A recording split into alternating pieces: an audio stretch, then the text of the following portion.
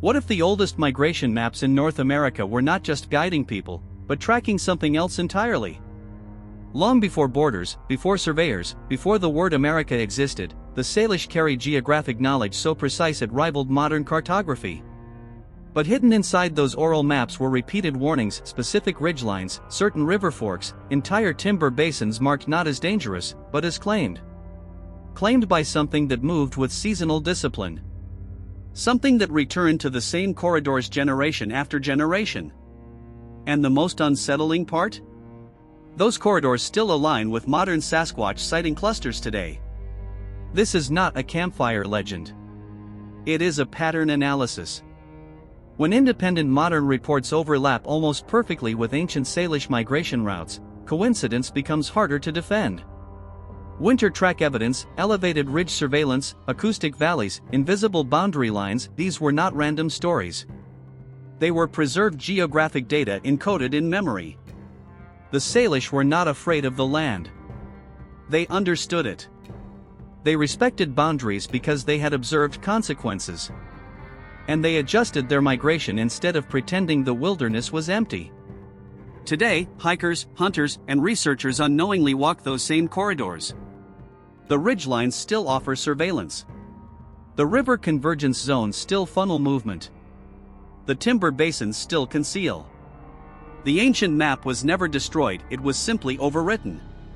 But beneath every modern trail lies an older geography. And if the Salish were mapping Sasquatch movement long before colonization, then the real question is not whether the presence existed. The real question is whether it ever left. Long before ink ever touched parchment in the hands of European surveyors, the Salish people preserved their geography through disciplined oral transmission that functioned with remarkable precision. These were not casual campfire tales but structured memory systems, refined across generations, designed to encode rivers, mountain passes, seasonal resources, and zones of danger. Every bend in a river and every narrow valley corridor held layered meaning, and within those meanings were instructions that extended beyond simple navigation. Certain territories were marked not by borders but by warnings, and these warnings were repeated with unusual emphasis whenever migration seasons approached. The elders did not describe these areas as cursed or evil, they described them as claimed. Claimed implies ownership, and ownership implies intelligence capable of defending boundaries. When winter receded and movement resumed along salmon-bearing rivers and forest corridors, the Salish adjusted their routes with deliberate caution. Patterns emerge when one studies the preserved accounts carefully: repeated avoidance of specific high ridgelines, consistent detours around dense cedar basins, and strict silence protocols enforced when crossing certain alpine clearings. Silence was not ritualistic superstition, it was tactical behavior. The stories speak of immense tracks found after fresh snowfall and of tree breaks positioned too high for human reach, appearing along predictable corridors that paralleled human migration trails. These were not random sightings but recurring observations attached to geographic markers. The repetition suggests something systematic, something aware of human movement. In several preserved accounts, elders described how the people would delay travel by days if signs were discovered along narrow passes. Signs meant more than footprints, they included stone disturbances, heavy impressions in moss, and guttural calls heard at dusk from timberlines overlooking river crossings. The detail that stands out most is the consistency of location. The same valleys were mentioned across generations separated by decades, sometimes centuries. Oral geography, when this consistent, begins to resemble long-term tracking data. If a presence returns to the same corridors repeatedly, it is not wandering, it is migrating. Migration implies purpose. The Salish did not describe this presence as a wandering beast but as a being tied to terrain. In their language, references point to something that knew the high country better than any human scout. Descriptions emphasize massive stature, heavy hair, and movement that blended with shadow at tree line. Yet what matters most is not appearance but behavior. This being appeared during transitional seasons, late autumn, early spring, exactly when human migration intensified. The overlap is too precise to dismiss. Where people moved for survival, something else moved in parallel. It is important to understand that the Salish worldview did not divide the natural and supernatural as rigidly as later colonizers would. A being could be physical and intelligent without being categorized as myth. In fact, the warnings attached to certain territories were delivered with calm authority rather than hysteria. Fear was present, but it was controlled and informed. Young members of the tribe were taught not to challenge certain boundaries, not because they were fragile, but because those boundaries were enforced. Enforcement implies consequence, and consequence implies repeated historical experience. When European settlers later mapped the Pacific Northwest, they often reported unexplained livestock disturbances, massive tracks, and fleeting figures at forest edges. These reports were treated as frontier oddities. What they did not realize was that the migration corridors they used often overlapped with the very routes the Salish had long identified as sensitive zones. The settlers believed they were charting empty wilderness. The Salish had never believed it was empty. There is a difference between unknown and unoccupied, and this distinction shapes the entire narrative. Anthropologists who studied Salish oral tradition noted the remarkable stability of geographic references across generations. Specific river forks, basalt outcroppings, and cedar groves were repeatedly linked to accounts of encounters. Stability across centuries reduces the likelihood of random invention. If multiple generations reference the same terrain features in connection with the same type of presence, the pattern demands analysis. Patterns are the foundation of mapping, whether drawn on paper or encoded in memory. What the Salish preserved was, in effect, a living migration map. One recurring element within these accounts is the concept of shared corridors. The people understood that certain valleys served as seasonal highways not only for humans but for elk, bear, and something larger. Observations describe heavy parallel tracks running above human camps, as if something monitored movement from elevated terrain. The positioning indicates strategy rather than coincidence. Elevated ground offers surveillance advantage. The fact that these routes remained consistent suggests territorial patrol behavior. There are also accounts of deliberate signaling.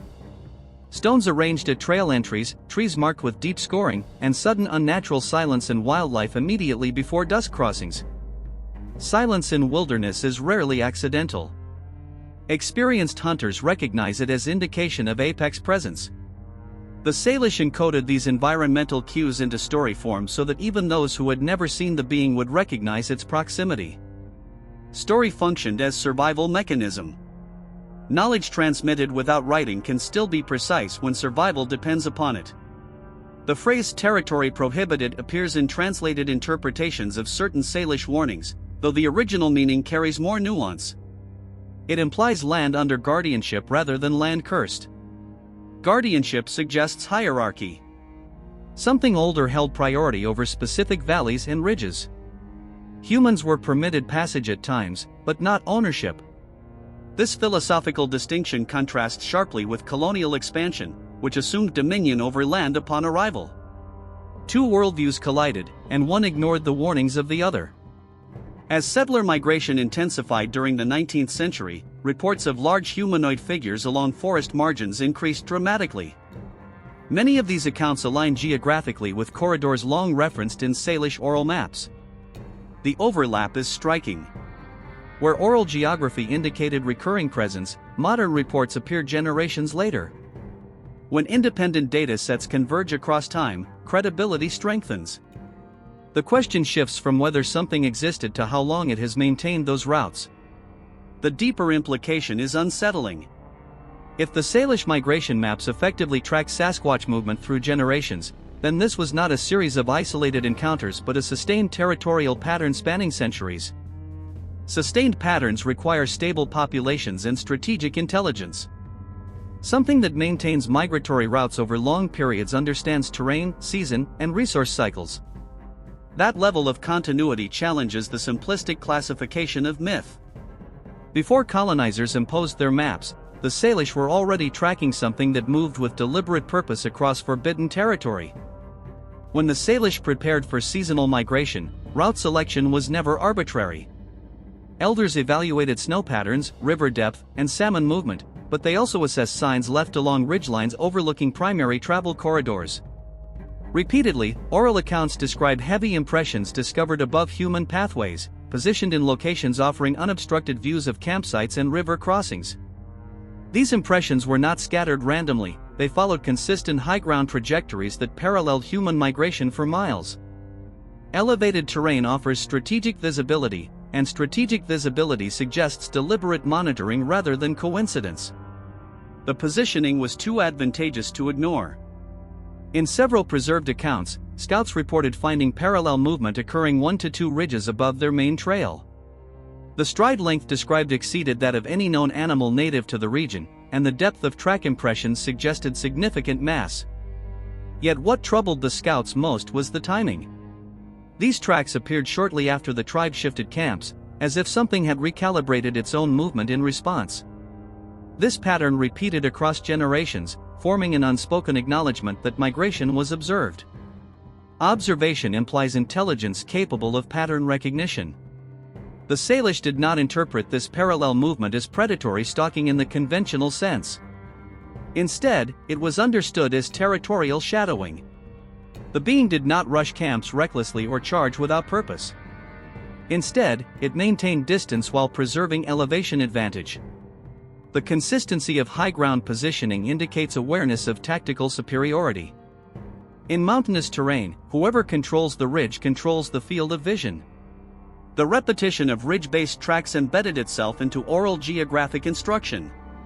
Certain ridges were marked in story not only as landmarks but as watchpoints. During transitional seasons, especially late autumn, reports intensified.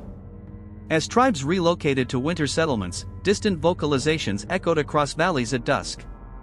These sounds were described as low, resonant, and sustained, neither fully animal nor entirely human. The important detail lies in directionality. The calls often originated from the same elevated corridors where tracks had previously been found.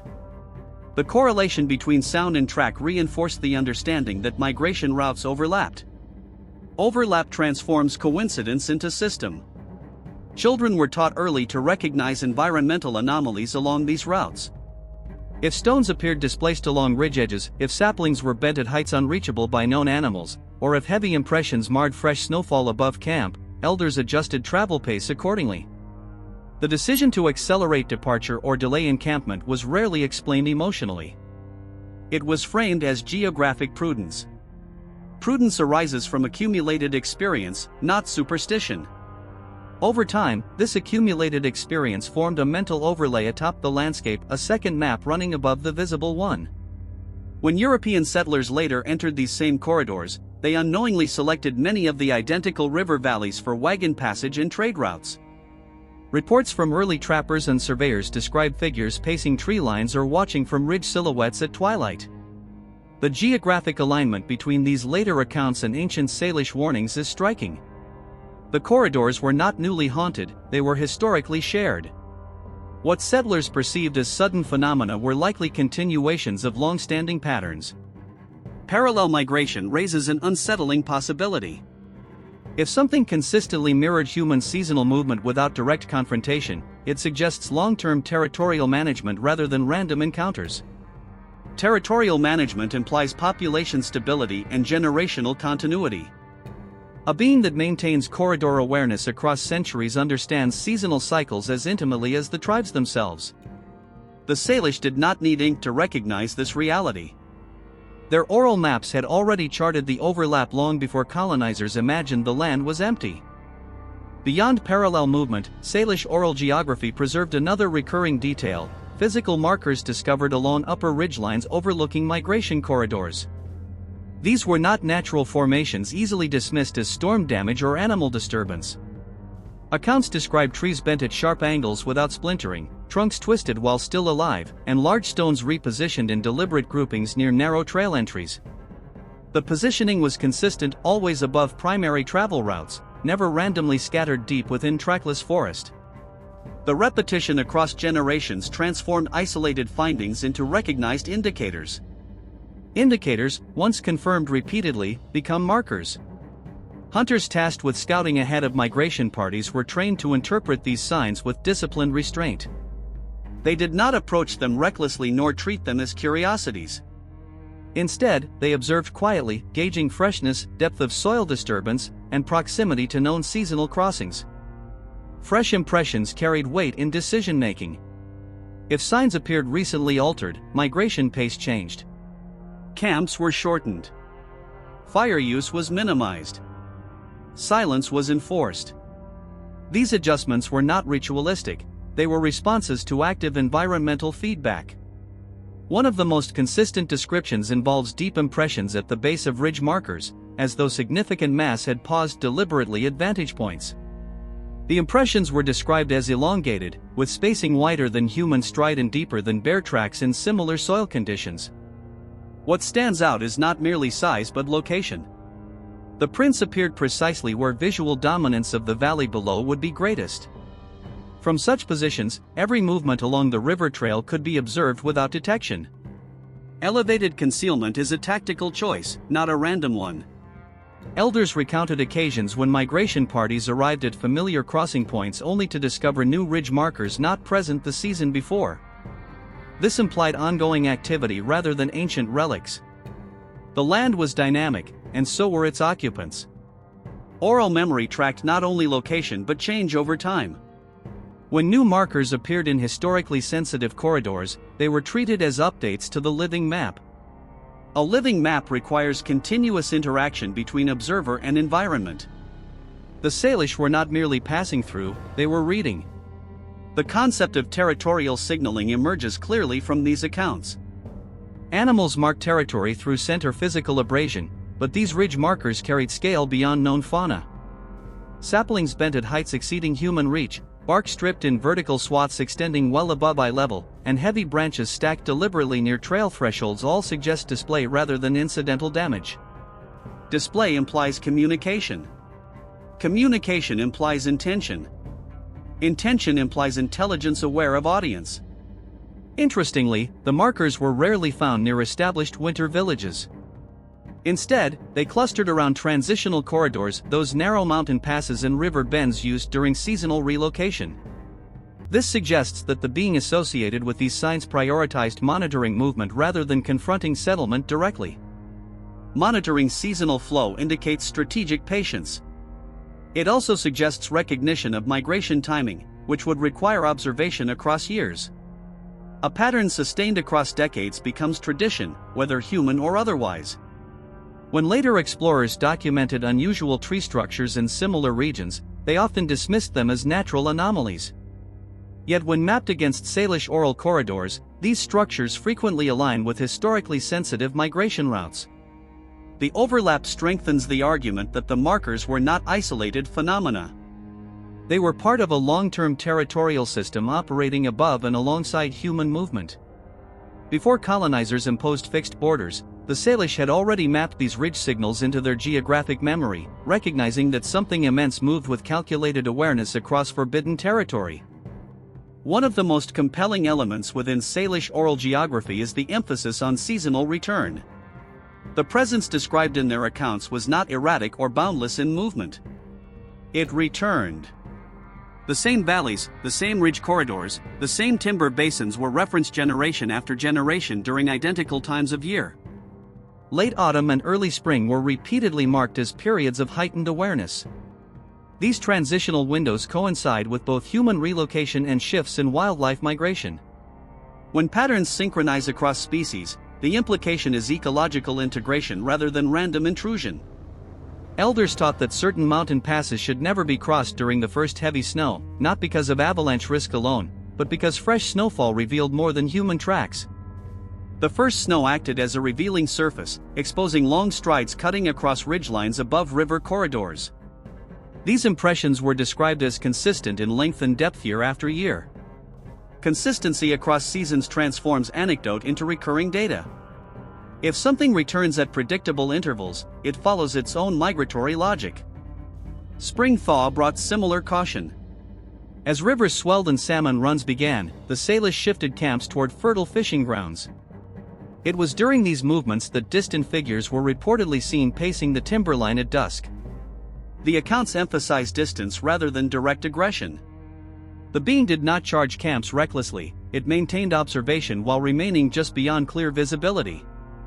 This restraint suggests territorial monitoring rather than chaotic predation. Monitoring requires memory of prior human behavior. What unsettles researchers is the alignment between these ancient seasonal warnings and modern sighting clusters in the Pacific Northwest. Contemporary reports frequently peak during autumn hunting season and early spring thaw. The parallel is striking. Where Salish oral maps marked heightened vigilance centuries ago, present-day witnesses describe similar temporal patterns. Independent eras reflecting identical seasonal behavior strengthen the possibility of continuity. Continuity implies stability across generations. The Salish interpreted this recurring presence not as wandering but as cycle-bound movement tied to terrain and resource flow. Valleys rich in elk and deer attracted both human hunters and apex observers. Mountain corridors that funneled wildlife also funneled migration for more than one species. The overlap of ecological pathways creates predictable intersections. In such intersections, territorial boundaries become most visible. The people learn to adjust timing rather than challenge those intersections directly.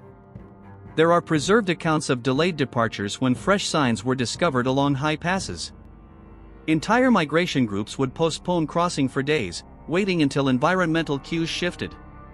These decisions were pragmatic, not ceremonial. Survival depended on minimizing unnecessary confrontation. If something larger shared the same corridor and returned with clockwork regularity, patience became strategy. Strategy suggests accumulated experience, and accumulated experience suggests repeated contact. Seasonal return patterns introduce a deeper implication. If the being tracked in Salish oral maps followed stable annual cycles for centuries, it would require long-term population presence and territorial inheritance. Inherited territory implies generational continuity. Generational continuity implies reproduction and survival within defined ecological ranges. Such stability challenges the assumption of sporadic mythic encounters. Before colonial expansion altered landscapes, the Salish were already charting a presence that moved with disciplined seasonal precision across the same forbidden territory, year after year. A recurring principle embedded within Salish migration instruction was simple yet profound: always watch the ridgeline. The emphasis on elevated terrain appears repeatedly in preserved oral accounts, not merely as scenic detail but as strategic awareness. Human migration followed rivers and valley floors for practical reasons: water access, manageable gradients, and shelter from wind. Yet above these corridors ran narrow ridges offering uninterrupted visibility over every bend and clearing below. It was along these ridges that signs most frequently appeared. The consistent association between elevation and presence suggests deliberate use of topography. Hunters tasked with forward scouting often reported heavy impressions along crest lines directly overlooking established travel paths. These impressions were rarely discovered in low marshlands or dense valley underbrush. Instead, they appeared in positions where a clear line of sight extended across human encampments. The selection of such vantage points implies more than instinctual wandering. It suggests understanding of terrain dominance. Whoever controls elevation controls information, and information precedes action. In several accounts, migration groups described sensing observation before discovering physical evidence. A subtle shift in forest atmosphere, a delay in bird calls, or the faint sound of movement pacing above them created an unspoken awareness. When scouts later climbed to investigate, they often found compressed earth or freshly disturbed stone precisely where oversight would be most effective. The repetition of this pattern across decades indicates that the high ground was not incidental. It was utilized intentionally. The Salish did not interpret this behavior as reckless aggression. There are few accounts of direct attacks within these preserved narratives. Instead, what emerges is a pattern of surveillance. Surveillance implies patience and long-term territorial familiarity. A being that consistently selects high ridges overlooking migration corridors understands both human movement and environmental advantage. Such understanding requires sustained presence within that landscape. Transient animals rarely exhibit such persistent spatial discipline. Interestingly, when settlers later constructed logging roads and rail lines through similar valleys, early reports described shadowed figures moving along adjacent slopes rather than crossing open terrain directly. The geographical alignment between ancient Salish warnings and modern industrial-era sightings reinforces the continuity of high-ground preference. The corridors changed names, but the ridges remained. The pattern persisted across cultural shifts. topographical intelligence is not easily attributed to myth. It reflects adaptive behavior aligned with ecological survival. Apex predators often claim elevated ground to conserve energy and monitor prey movement efficiently. Yet the scale and consistency described in Salish accounts exceed known wildlife behaviors in that region. The combination of massive tracks, strategic elevation, and seasonal return creates a behavioral profile that is neither random nor primitive. It is structured. Before colonial maps divided land into parcels and property lines, the Salish were already tracking something that treated ridgelines as watchtowers and valleys as shared corridors.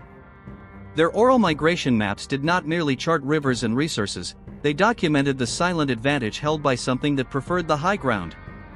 In that awareness lay both caution and respect. The wilderness was not empty, and the ridges were never unclaimed. If ridgelines offered surveillance, river convergence zones offered inevitability. The Salish migration system relied heavily on waterways, not only for navigation but for food, trade, and seasonal settlement. Where two rivers met, human presence intensified. Camps formed, fishing increased, and movement slowed. These convergence zones became predictable human gathering points. Yet within oral geographic memory, these same locations were often marked with heightened caution.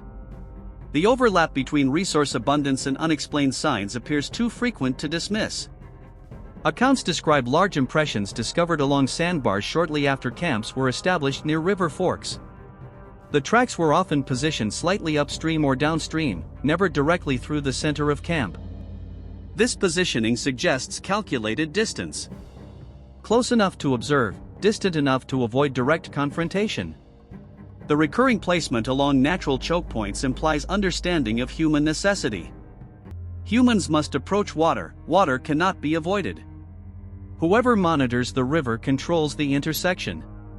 Elders warned that twilight crossings at river bends were particularly sensitive.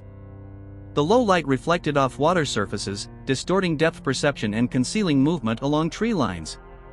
In several narratives, figures were reportedly seen standing motionless near driftwood clusters before retreating silently into timber shadows. The detail consistently emphasized is stillness. Stillness conveys control. An uncontrolled animal flees or charges, controlled presence remains until decision is made. The geography of river convergence naturally funnels both wildlife and human travel into narrow corridors.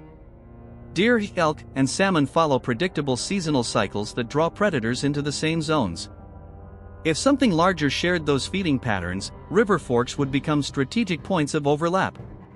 The Salish encoded these intersections into story form so that future generations would recognize subtle environmental shifts. If fish runs were disrupted unexpectedly or if birds abandoned shoreline perches abruptly, it was not ignored. Environmental imbalance often preceded visual confirmation. When 19th-century trappers documented unexplained activity near similar river junctions, they frequently attributed it to unknown wildlife. Yet mapping those reports against ancient Salish migration warnings reveals striking geographic parallels. The same river forks appear repeatedly in both indigenous memory and settler anecdote. Two cultural systems, separated by worldview and centuries, referencing identical terrain patterns strengthens the argument for continuity rather than coincidence. River convergence zones also amplify sound. Echo carries farther across water at dusk, and low-frequency vocalizations resonate along valley walls. Several preserved accounts describe deep, resonant calls emerging from timber near river bends during late autumn migrations. These were not random howls but sustained tones that carried weight and distance. The repetition of such descriptions across generations embeds acoustic geography into the migration map. Sound, like track and marker, became data. Before colonial settlement imposed permanent structures along riverbanks, the Salish already understood that these intersections belonged to more than one species. They moved carefully, spoke quietly, and avoided prolonged encampment in certain convergence zones during transitional seasons. Their maps were not drawn on hide or parchment, but they charted something that returned to the same river crossings with disciplined regularity. The rivers fed the people, but the river bends were never empty. Winter altered the landscape in ways that revealed what dense foliage concealed during warmer months. Snow-flattened undergrowth preserved impressions with clarity, and transformed ridgelines into open record books of movement. Within Salish oral geography, winter tracking is referenced as one of the most definitive confirmations of parallel presence. Fresh snowfall exposed stride patterns that could not be easily misinterpreted. The size, spacing, and depth of these impressions were described with remarkable consistency across generations. Hunters moving ahead of migration parties often encountered elongated tracks crossing high passes before descending toward river valleys. These tracks did not wander aimlessly. They followed contour lines with deliberate efficiency, avoiding unstable drifts while maintaining elevation advantage. The stride length exceeded known wildlife patterns in the region, and the depth of impression suggested considerable mass. What unsettled observers most was the regularity. The tracks did not appear once and vanish. They returned each winter along similar corridors. Snow also revealed pacing behavior. In several preserved accounts, parallel lines of impressions were found running above campsites, mirroring the direction of human movement for extended distances before veering away at steep inclines. This mirroring reinforced the understanding that migration was monitored. The fact that tracks maintained ridge positions overlooking valleys indicates calculated route selection rather than accidental crossing. Snow, impartial and precise, recorded the behavior without embellishment. Elders emphasized caution when fresh tracks were discovered within a day's travel of encampment. Entire groups would alter departure time or shift route to avoid narrow passes where snow revealed heavy overhead movement. These decisions were based on observed evidence rather than superstition. When environmental data presents repeated patterns, prudence becomes law. The winter map, written in compressed snow, confirmed what oral memory had long preserved. Modern researchers studying sighting clusters in mountainous regions often note winter as a period of heightened reports. Fresh snow exposes prints, and leafless canopies increase visibility across slopes. When these contemporary observations are compared with Salish winter tracking narratives, the geographic overlap is notable. The same mountain passes, the same river valleys, the same high ridges appear across centuries of testimony. Independent documentation separated by time yet aligned by terrain strengthens the argument for continuity. Winter tracking also introduced a psychological dimension. Discovering massive impressions in pristine snow carries weight beyond abstract description. It transforms unseen presence into measurable reality. The Salish did not sensationalize these discoveries, they integrated them into geographic instruction. Snow became temporary parchment, and the land wrote its own confirmation. Each winter reinforced the understanding that something moved with disciplined repetition along established corridors. Before colonizers brought survey chains and cartographic grids, the Salish were already reading the most accurate map available, the winter ground itself. In those silent white expanses, stride patterns traced predictable arcs across forbidden territory. The evidence did not require ink to endure. It returned each season, pressed deep into snow above human trails, reminding those who traveled that they were never the only ones migrating through the mountains. Beyond tracks and physical markers, Salish oral geography preserved another recurring element of territorial awareness: sound. Certain valleys were described not merely by their visual landmarks but by the way sound traveled through them. These were referred to as places where voices carried farther than expected, where echoes returned altered, and where dusk brought tones that did not belong to wind or known wildlife. Acoustic memory became part of the migration map. Sound, like footprint and ridge marker, was treated as measurable information. In narrow mountain corridors, low-frequency calls were reported during transitional seasons. The descriptions are remarkably consistent: deep, resonant, sustained tones that seem to vibrate against valley walls rather than dissipate into the forest. Unlike random animal calls, these sounds were described as deliberate, spaced, and positioned. Often they originated from elevated timber lines above river crossings, the same strategic vantage points where winter tracks and bent saplings had been found. The alignment between physical evidence and acoustic origin reinforces a pattern of controlled presence. Elders instructed migration groups to pause when such calls were heard. Not to respond, not to challenge, not to mimic. Silence was the prescribed reaction. This behavioral protocol suggests prior encounters in which response triggered escalation. If silence was institutionalized, it likely emerged from accumulated experience rather than isolated fear. The acoustic corridor became as significant as the physical one. Valleys were remembered not only for their terrain but for the sounds associated with them. Interestingly, acoustic reports often coincided with river convergence zones and narrow ridge funnels, areas where sound amplification naturally occurs. The physics of valley acoustics allow low-frequency tones to travel long distances with clarity. If a being understood this phenomenon, it could project presence across miles without visual exposure. Projected presence establishes territorial awareness without direct confrontation. This method conserves energy while asserting dominance. It is strategic communication rather than uncontrolled aggression.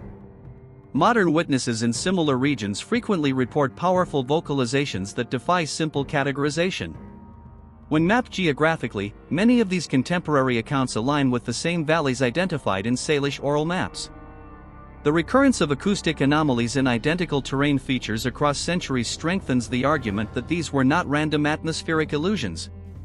Two separate eras referencing the same sound corridors indicate continuity rather than coincidence. Sound also produces psychological effect. Hearing a deep, resonant call from unseen elevation triggers instinctive caution. The inability to localize its precise origin enhances tension. The Salish encoded this awareness into migration instructions so that younger generations would recognize the significance of unfamiliar tones. Acoustic memory allowed the map to function even when physical signs were absent.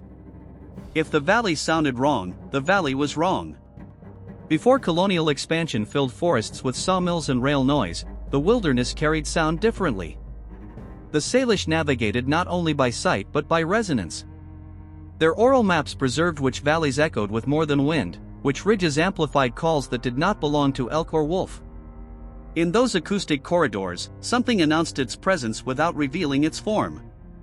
And long before ink defined borders, the people already knew which valleys listened and which valleys answered.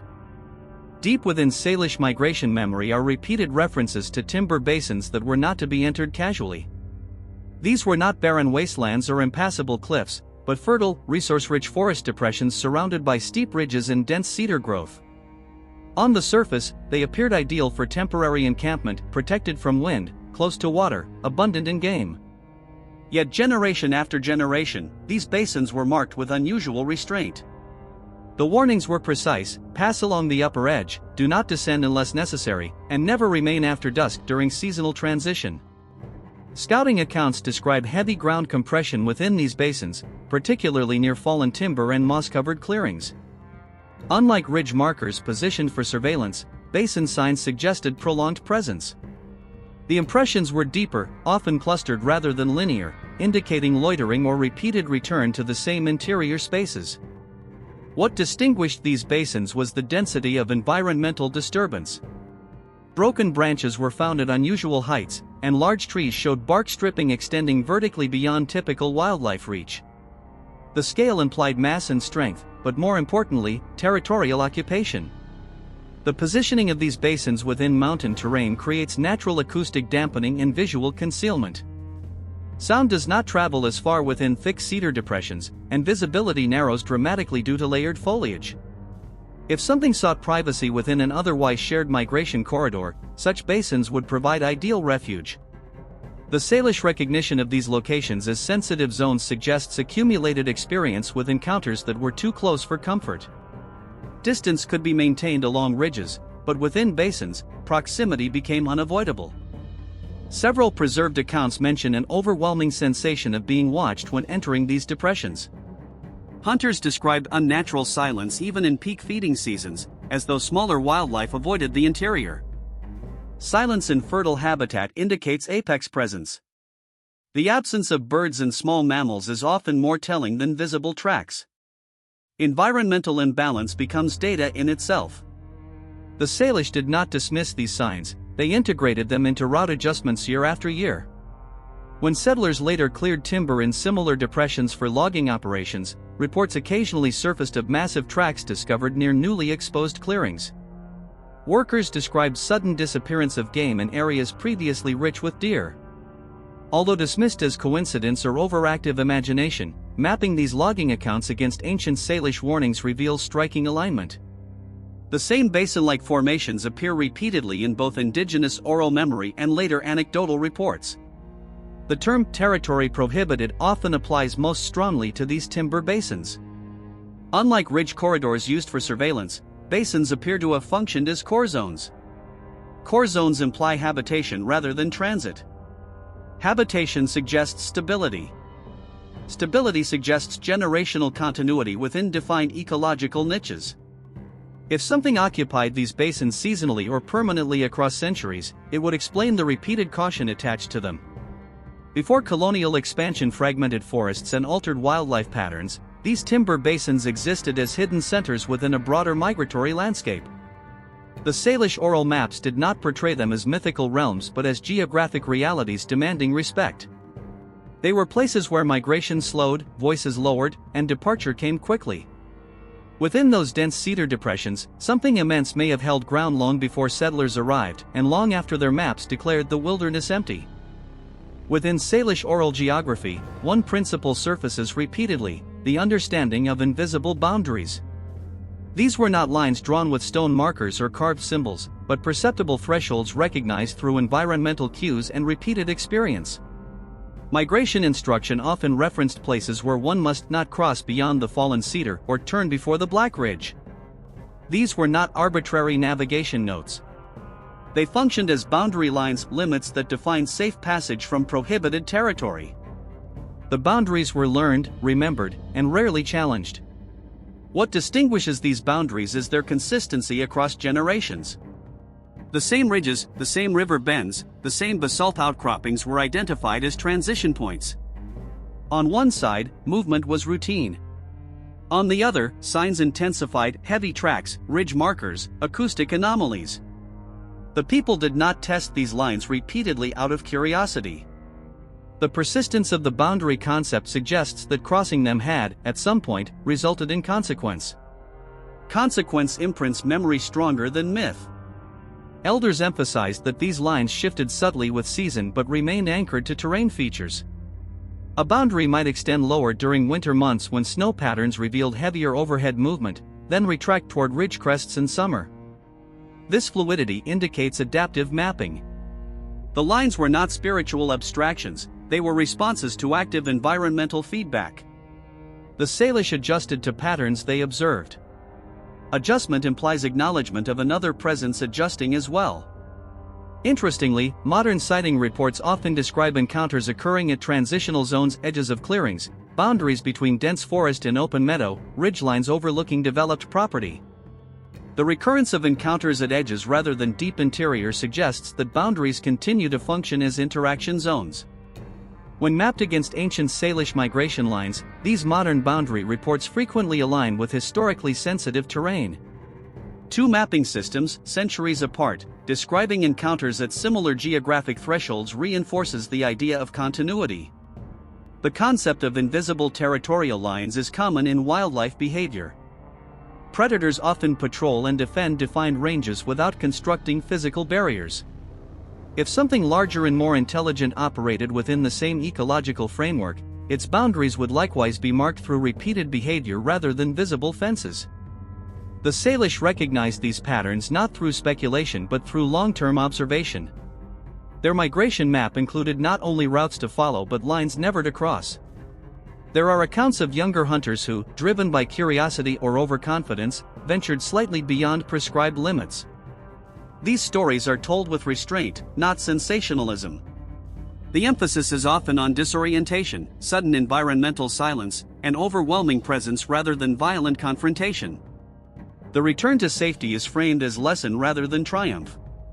The boundary was reaffirmed not through attack, but through unmistakable proximity. Before colonizers imposed surveyed property lines across the landscape, the Salish already navigated a system of territorial divisions far older and more subtle.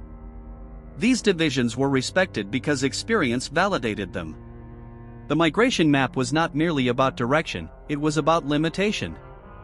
In recognizing invisible boundaries, the Salish acknowledged coexistence with something that maintained its own domain across forbidden territory. What makes the Salish migration system extraordinary is not merely the detail of its geographic awareness, but its durability across generations. In the absence of parchment maps, memory functioned as cartography. Routes, ridgelines, river forks, and restricted basins were transmitted with disciplined repetition. But alongside water sources and seasonal camps, another layer of information endured: zones of presence. The consistency with which these zones were described suggests more than storytelling. It suggests cumulative documentation preserved in human memory. Elders did not recount encounters as isolated curiosities. They contextualized them within terrain. A story of heavy tracks was never told without naming the ridge. A vocalization account was always tied to a specific valley corridor. Over time, the repetition of location anchored narrative to geography. Geography anchored narrative to memory. Memory, reinforced across centuries, became map. In this way, oral tradition operated as an evolving record of territorial awareness. The remarkable element is stability. When anthropologists recorded Salish oral accounts in the late 19th and early 20th centuries, they noted how certain locations were consistently associated with caution. Decades later, independent researchers mapping sighting clusters in the Pacific Northwest found concentration patterns in similar corridors. When two separate systems, oral memory and modern report aggregation, converge on identical terrain, the probability of coincidence diminishes. Convergence strengthens credibility. Generational transmission also explains behavioral nuance. Silence protocols, detours, avoidance during transitional seasons, these were not invented spontaneously. They emerged from repeated encounters that left lasting imprint. Behavioral rules that survive across multiple lifetimes usually do so because they increase survival probability. If something posed enough risk to warrant migration adjustment over centuries, its presence was not fleeting. Fleeting dangers do not shape tradition. Persistent ones do. It is also important to note that Salish accounts rarely frame this presence as purely hostile. The emphasis is often on respect rather than eradication. Respect implies recognition of strength and territory. In many indigenous worldviews, coexistence with powerful beings is not framed as conquest but as negotiated distance. The migration map reflects this philosophy. Humans adjusted movement patterns rather than attempting domination. This approach differs sharply from colonial expansion, which sought to overwrite boundaries entirely.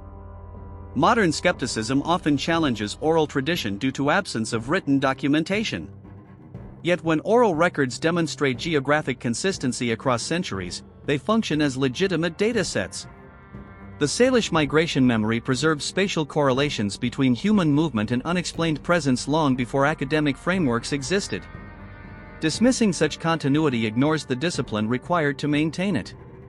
Before colonial maps replaced indigenous cartography, the Salish had already embedded a parallel mapping system within collective memory. That system tracked rivers and ridges, but also tracked something that moved with calculated repetition.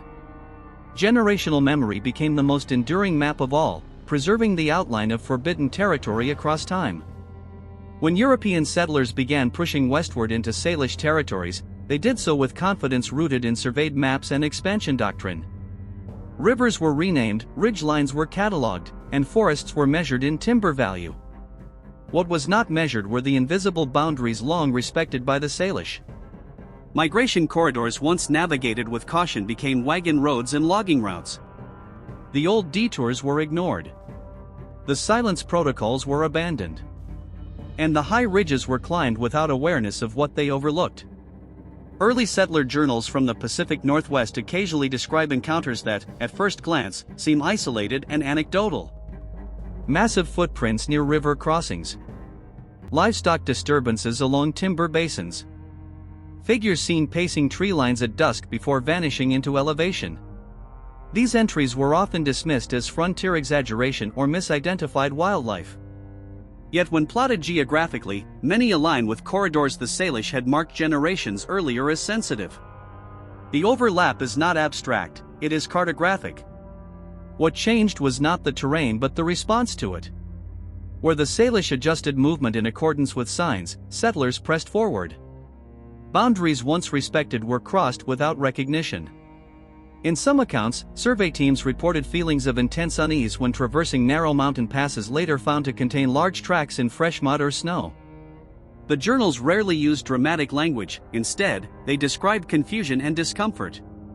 The land felt occupied. The difference was that the settlers lacked the inherited map explaining why. Logging operations intensified disturbance in timber basins previously avoided during migration seasons.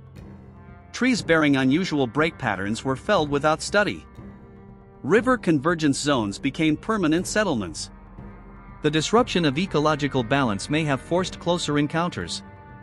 If a presence had long operated within stable corridors, sudden intrusion into core zones could alter interaction frequency. Increased reports during late 19th century expansion may reflect territorial compression rather than new emergence. There are accounts of settlers unknowingly constructing cabins near ridge markers described in Salish oral maps. Later reports from those same areas include unexplained nocturnal vocalizations and sightings along property edges. While modern interpretation varies, the geographic repetition remains compelling. Locations once described as prohibited continued to generate unusual reports long after cultural context shifted. Territory does not dissolve simply because maps are redrawn. The collision between colonial expansion and indigenous geographic knowledge created a silent erasure. Oral maps tracking presence were replaced by property deeds and railroad schematics. Yet the terrain did not forget its patterns. Valleys that echoed with deep resonant calls centuries earlier continued to do so under new names. Ridges once monitored from above still offered the same vantage points. The land retained memory even if settlers did not. Before colonizers declared the wilderness empty and claimed it as frontier, the Salish had already identified corridors where coexistence required caution. When settlers crossed those invisible lines, they did so without the inherited awareness that had preserved balance for generations. And in doing so, they stepped into territories long mapped not with ink, but with experience. What makes the Salish migration maps so unsettling is not merely their historical depth, but their apparent continuity into the present. When modern researchers compile sighting reports across Washington, British Columbia, and the greater Pacific Northwest, clusters frequently align with the same river corridors, ridge systems, and timber basins referenced in ancient oral geography. The names have changed, the borders have shifted, but the terrain remains identical. Geography outlives politics. And patterns anchored to geography tend to endure. Digital mapping of contemporary reports often reveals concentrations near convergence zones, river forks, narrow mountain passes, and elevated ridgelines overlooking human settlements. These are not random scatterings across open plains.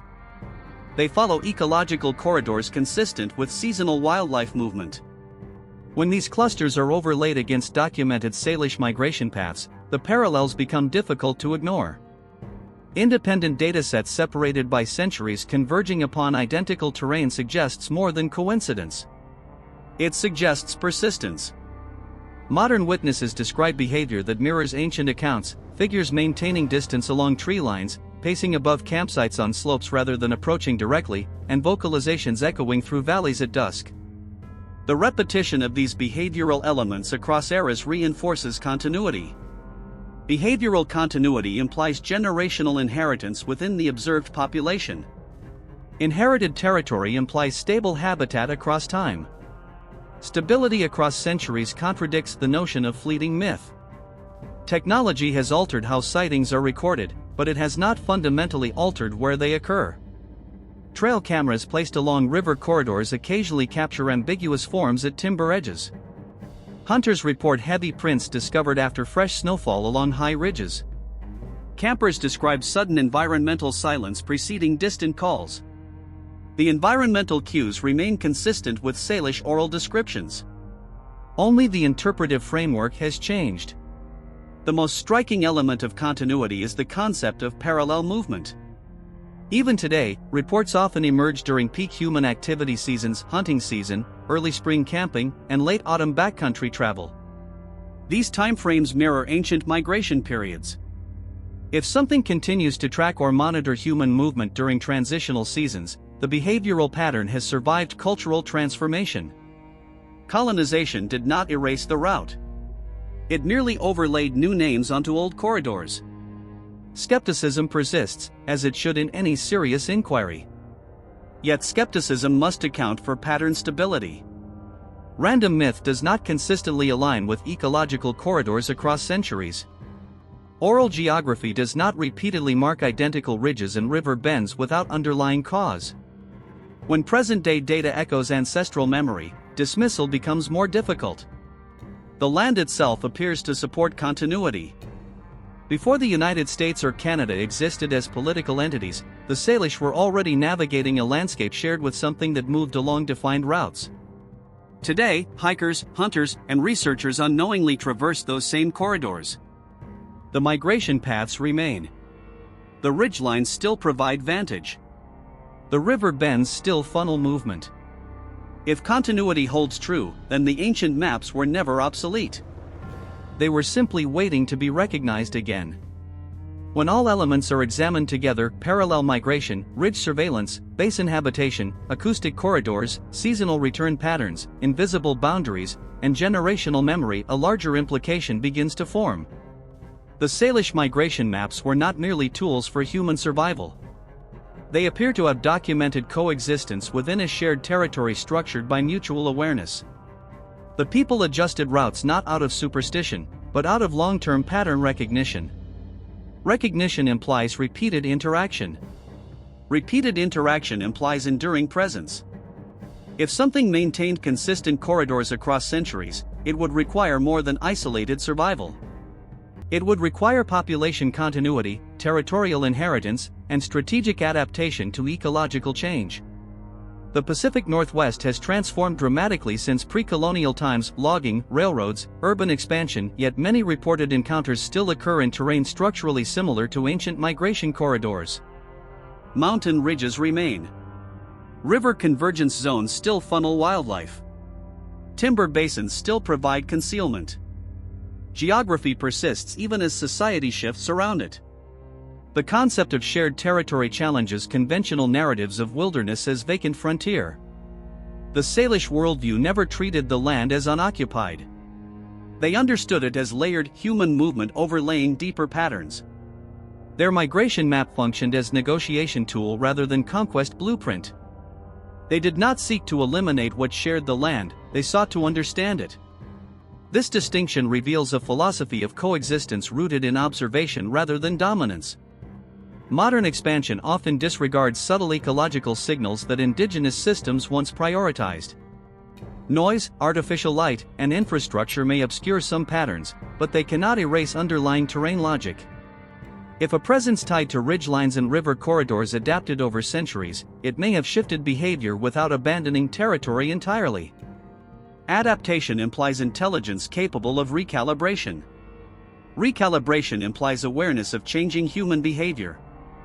The unsettling conclusion is not that ancient stories were fantasies, but that they may have been early documentation of a long-standing territorial system operating parallel to human civilization. Oral maps tracked not only where to gather food, but where to reduce footprint.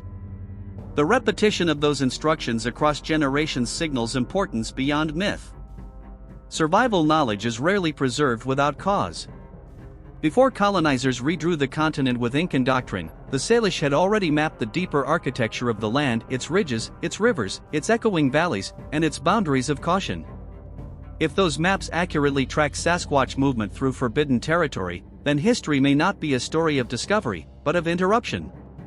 The corridors were always there. The watchers may have always been there. And the land may have been shared long before it was claimed.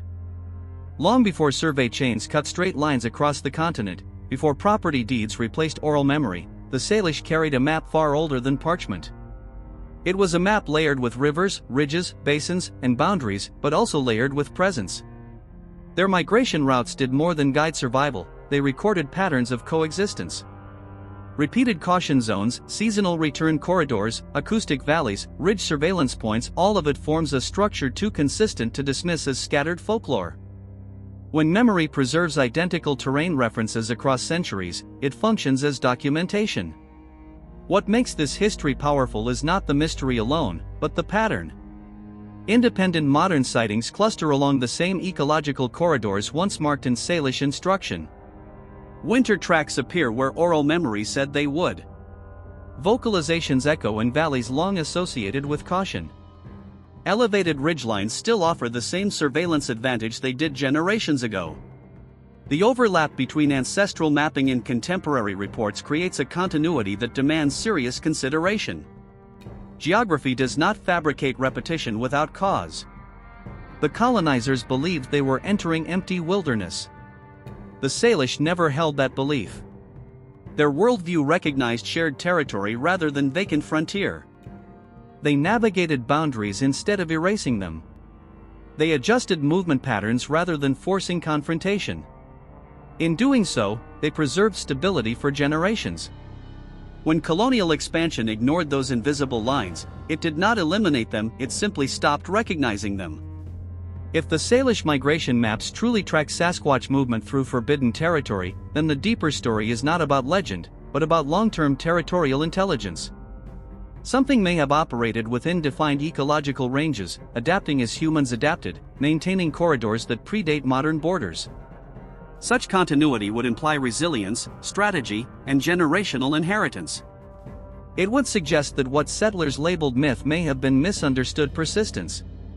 The land itself remains unchanged at its core. Rivers still converge. Timber basins still conceal. Snow still records stride. Ridges still dominate valleys. The ancient map was never destroyed, it was simply overwritten. But beneath every modern boundary lies the older geography, one that may still carry traces of shared migration. Before the colonizers, the Salish were already tracking something through the mountains and forests.